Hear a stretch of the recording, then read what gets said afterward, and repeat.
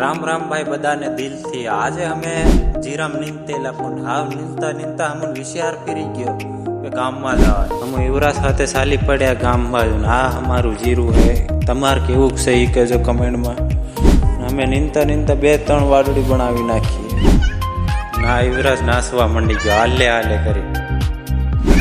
યા અમારા સણા ઓલો કપ્પા હે બહાર બાંદરી ગયેલો પાર ખખરી ગયો. તમને હું મિની બ્લોકમાં બતાડું કે આ નાના નાના ભડકા ત્યાં ભડકા કઈ આવે ખબર? ત્યાં આવી રહે અમારે નિકાળો ઉપલા ખેતરમાં તો નિકાળો આવી રહ્યો એનામાં નાના નાના ભડકા રહ્યા. મોટા સુધી પહેલાં આવ્યો. આ અમારું વીડ હોય. આ કપ્પા તો ખાખરી ગયો છે, ડગરા સારી નાખેલો.